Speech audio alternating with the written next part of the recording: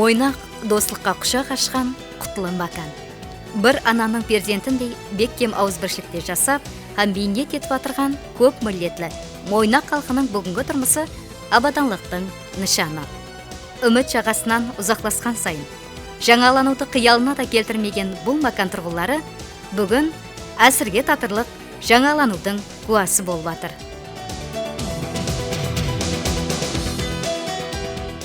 Өзбекстан Республикасы президенті Шавкат Мирзиевтің басламасы һәм басшылығында 2017 жылдың 20 январ күні басланған Мойнақшылардың әсірлер бойы арманы болған Қоңырат Мойнақ су объекті құрылысы жойлары жедел пәтпенен алып барылмақта.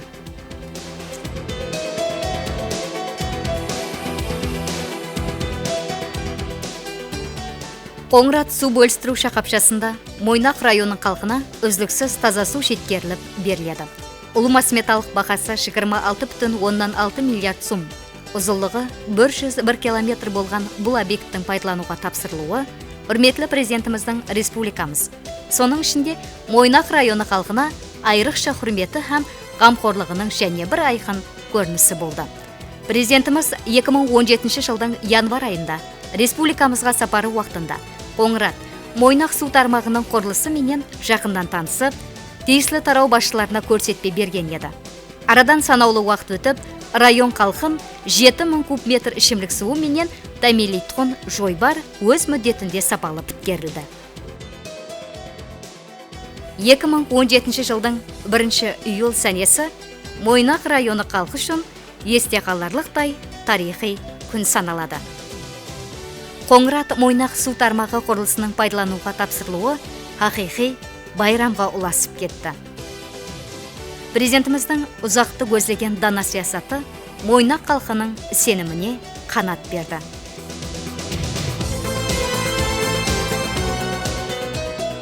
Менің туған жұртым, Мойнақтың бүгінгі келбеті жүда өзгерді деген жалынлы сөз әр миллеттің қалбінде түрлі тілде жаңлайды. Бұл өзгеріс күн сайын хауж алғалықтан да оны жаңалық деп қарамай, еле бұннан да ажайып жаңалану жүз берет құлығына һәм менің кеулінде сенім бар.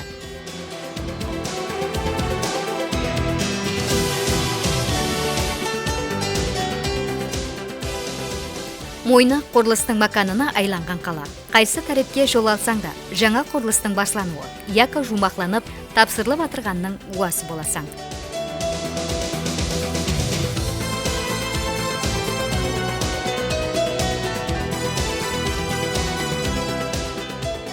Район экономикасының жоғарылап атырғаны жедел пәтпенен жүріп атырған құрылыс жұмысларында анық көрінеді. Қызған құрылыс жалынлы өмірдің негізін жаратып атыр.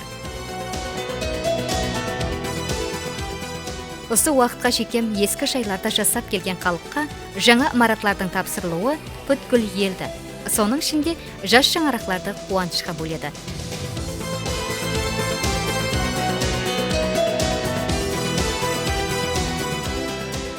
Мойнақтың әр бір жасына ықпал тілеп тұрған бақыт үйінің іргесі мехірден қаланып, қамқорлықтан нарыңады.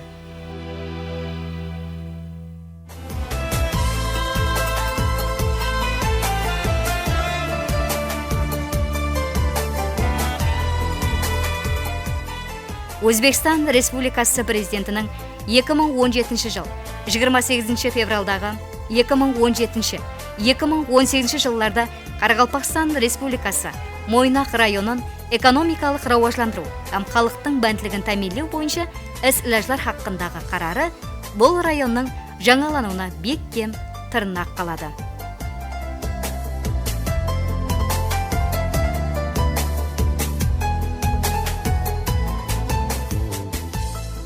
Үрметлі президентіміздің Мойнақ районы халқына айрықша құрметі һәм қамқорлығының және бір айқын көрінісі жаңа заманауи типтегі автовокзалдың құрылып біткерілуі болды. Пайтақтан 200 шақырым ұзақта жайласқан бұл аймақ көшелерін өзіміздің Өзбекстанымызда істеп шығарылған автомашиналар тізбегі толтырып атыр.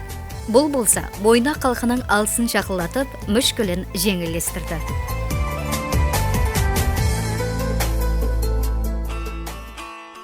Қайсы бір халықтың жасау жағдайын білгің келсе, дәслеп базарын көр деген қанатлы пікірдің шынлығын жаңадан қат көтерген Мойнақтың Кейхан базары дәлелептір. Базар бұл өлкенің келбеті менен қалқының тоқ тұрмысынан сөзлейді. Әр күні Мойнақшылар қадем қоятын ырысқал менен берекеттің ошағы саналған район базары дүниялық стандартқа жауап беретін дәрежеде бой көтерді. Базардың берекеттен қаланған тырнағы районның экономикасының нығаюына, сондай-ақ халықтың мәнділігін тәмелеуге негіз жаратты. Бәһәрдің берекеті, жаздың мол көлшілігі менен күздің сақилығы Мойнақтың базарына көшкен.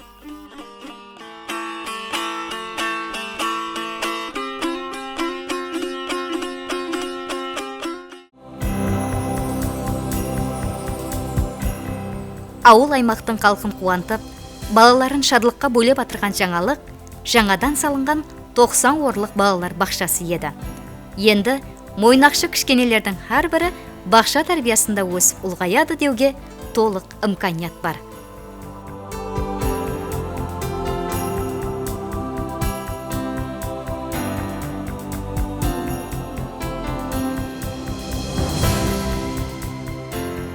Көркем өнерге қызығушы Мойнақлы жас өспірімлер ата-бабаларымыздың тарихын һәм мәдениетін ұлықлап өскен. Сондықтан да қолына алған әр қандай милли саз аспаптарында туған жер ырғақтарын жаңлатады.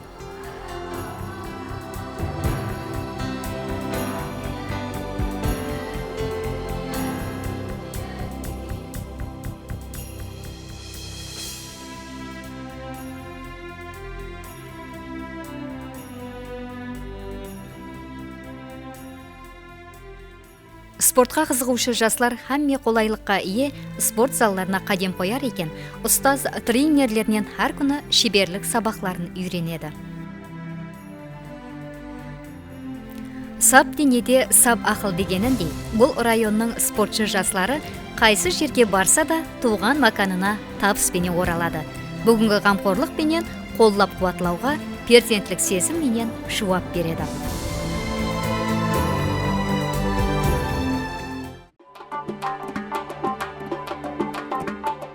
Теңіз жағалауларын дүр сілкіндірген, бүгін және дүнияның назерін өзіне тартқан Арал теңізі балықларынан 99 түрдегі тағамлар гастрономиялық фестивалы Мойнақтың даңқын жәһәнге жайды.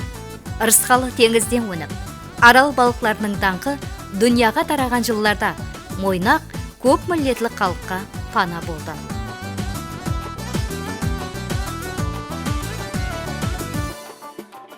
Мойнақта миллетлер һәм бұқаралар аралық татулық түйғысы ғаресізлік жылларында еріскен ең қымбатлы байлығы һәм ұтысы болды.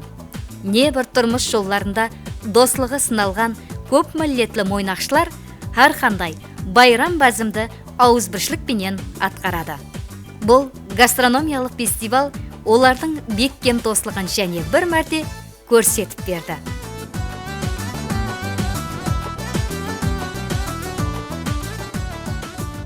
Дария, теңіз бойын жайлаған ата-бабаларымыздың өзіне тән милли тағамлары, дүния халықлары асханаларының жетіліскен ұсыллары менен байытылды. Мойнақшы аспазлардың фестивалға күшлі таярлықлар менен келгені, балық өнімлерінен 77 түрлі тағамларынан ұсынғаны үшін бірінші орынға лайық деп табылды.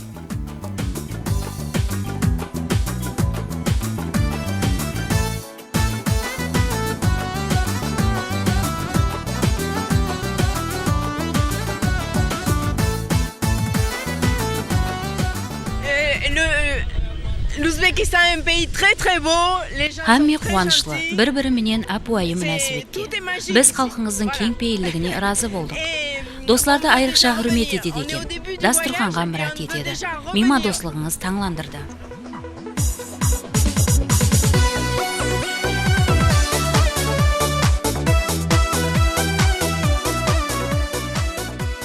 Мойнақ районы бүгін жақсы тәрепке өзгерді. Демек, бір пайтта төмен жағдайды басынан өткерген бұл аймақтың халқы үлкен сынақларды ізде қалдырды. Мехір мұрубет пенен дослықтың бек кемжібіне байланған түрлі миллет перзентлері ауызбіршілік туын бәлен тұтты. Бүгін Мойнақтың берекет қазаны қайтадан қайнай баслады.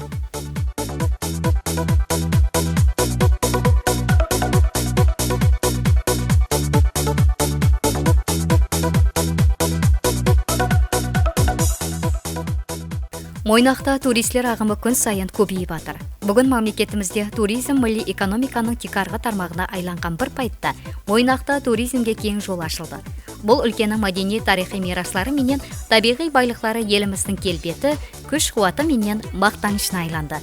Үстірт өлкесі менен Арал айдыллары ilgeri дәуірде өзінің пайызы менен дүния халқының ытыбарын тартқан болса, бір пайытлары құтқашқан ел атқа да айланып қалған еді. Теңіз жағадан ұзақласқаны менен, битакрар облыстар менен табиғи байлықтардың көз ашуына еліміздегі жаңалану тикар жаратып берді.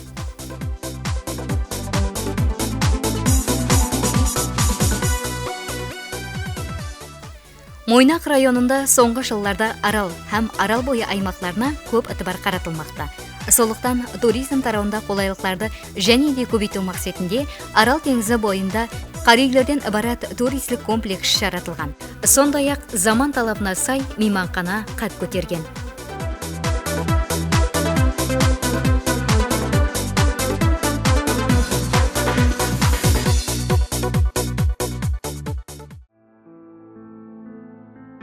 Арал айдалларында жүзген корабльлер кешегі өтміштің тарихы, бүгіннің шынлығы. Жаслығы ұсы теңіз жағалауларында өткен инсанлар теңіз тартылған жыллары көшкісін таслаған корабльлер топарының бакан басқан жеріне келер екен, құдіретлі табиат тілсіміне тән береді. Бір байтлары теңіз кенарына сыймай тұрған асау толқылары бүгін еспе құмларға айланды. Елі олар баяғы арал балықларын құмсайды. Жүрегіндегі туған жер мехрі сағынышқа сіресіп, нұрлы келешек пенен ұласып кетеді.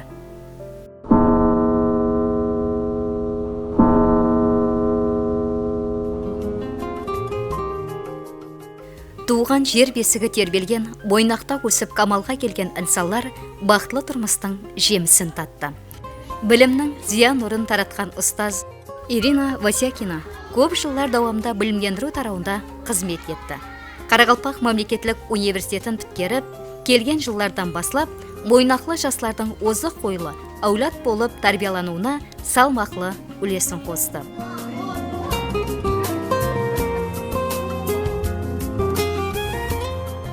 Талантлы педагог, баслауыш классларға білім беру менен бірге музыка мектебінде һәм балалар бақшасында фортепианодан сабақ берді.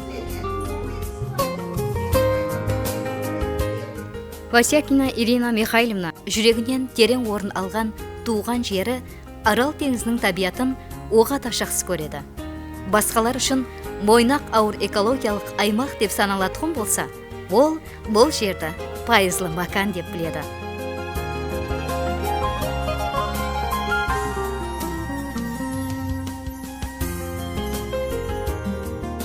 Туған жердің топырағын мұхаддис білген бұл шаңырақтың ықпалы айдын, ырысқысы бүтін. Өмірлік жолдасы Васякин Михаил Александрович 20 жыл давамында авиация тарауында мейнет етіп, Мойнақ аэропортында жігерге толы жаслық жыллары өтті. Ашық аспандағы еркін паруаз дүния көруіне имканият берді. Бірақ қайсы елде болса да, ол Мойнағына асықты.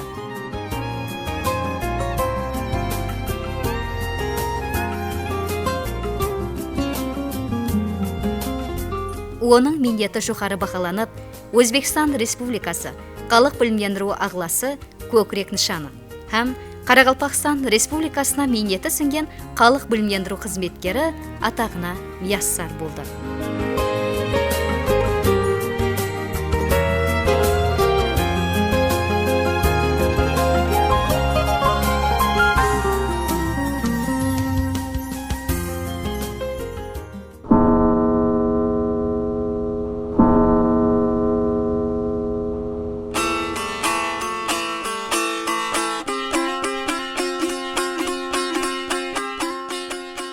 Мойнақтың жайлауы шаруаға қолай, малға жайлы.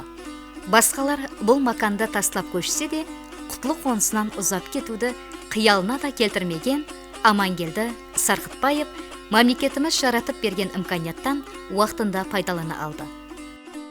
Райымбек фермер қожалығын түзіп, әр жыл сайын табысы көркейіп, киятырған іспілермелердің бірі.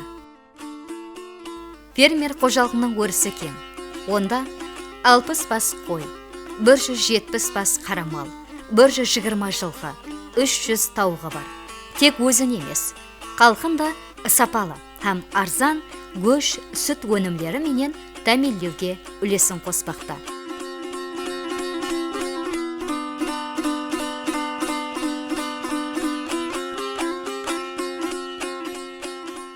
Фермер қожалығы Мойнақ районы аймағындағы 8 балалар бақшасы һәм емлеухананы көш, сүт өнімдері менен тәмелейді.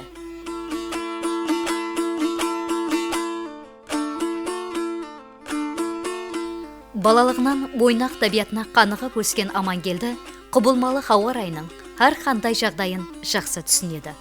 Қысы жазы тыным білмей істейтін мениеті өз нәтижесін беріп келбекте. Бұл болса, туған жерге шын мехрі менен берілу деген сөз.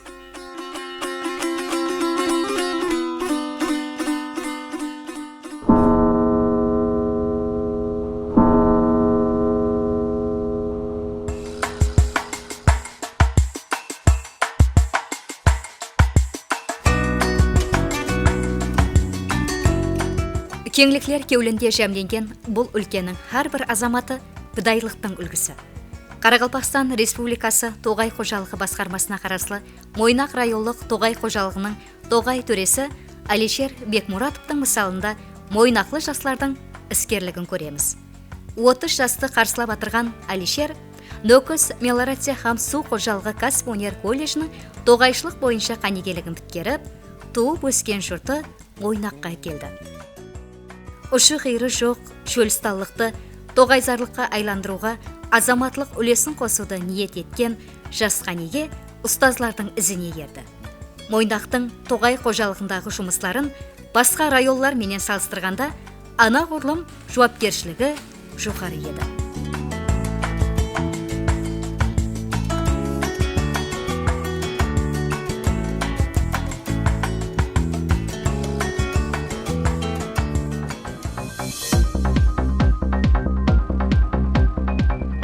Аралдан соңғы экологиялық апатшылық тоғайзарлықлардың жоқ болып кетуіне алып келді.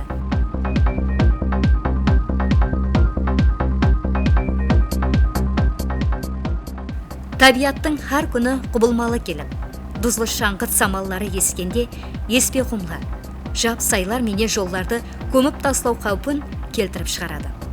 Тоғай қожалығы қызметкерлерінің атқаратқын жұмыслары оға да кең құлаш жайған.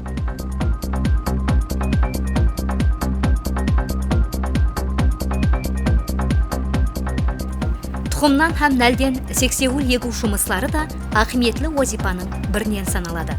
Егу жұмыслары бәһәрде һәм күзде жүргізіледі. Бұнда жоба бойынша 8000 гектар жерге сексеуіл егу тапсырылған.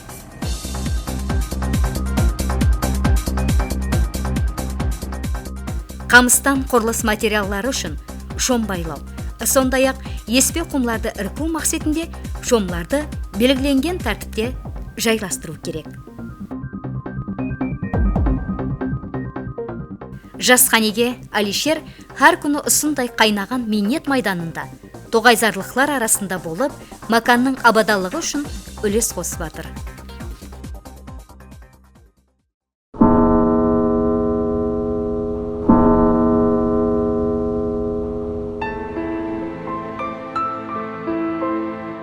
Түрлі миллеттің уәкіллері менен бірге іслесіп, бір аймақта жасап, дұз дәмек болып қалған әр қандай адам олардың жылы дидарын сағынып, Мойнаққа қадем қояды.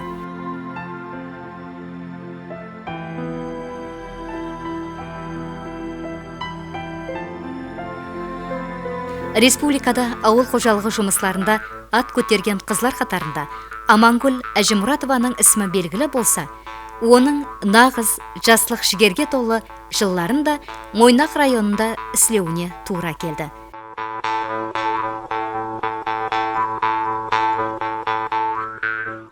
Өнер үйреніп, оны жастарға үйретуді мақсат еткен замаласымыз Амангүл өнермен қаял қызлар арасында.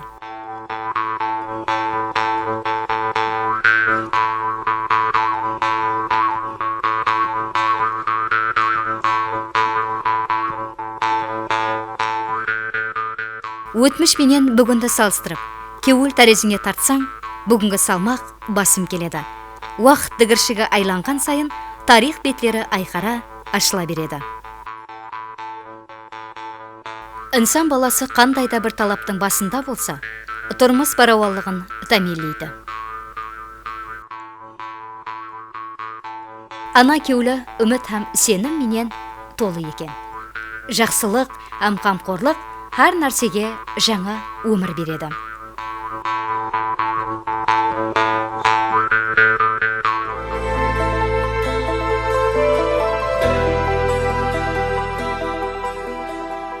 Дүнияға даңқы тараған Арал теңізінің балықлары бүткіл жаһан халқының ытыбарын тартқан болса, ұзақ уақыт дауам еткен қиыншылықтан соң Мойнақ және жаһанге жүз тұтты. Мойнақ мехірлі анадай перзентлерін бауырына басады, табысларына қуанады. Асау аққу кемесі атрапына киномыз қаһарманларын ватанға деген мұхаббат жамлестіріп, бір-біріне мехір ұласты. Көп миллетлі достықтың үлкесіне айланған Мойнақ сахрайы халықтың мейман достығын әсірлер сазасына хауас қосып жаңлата береді.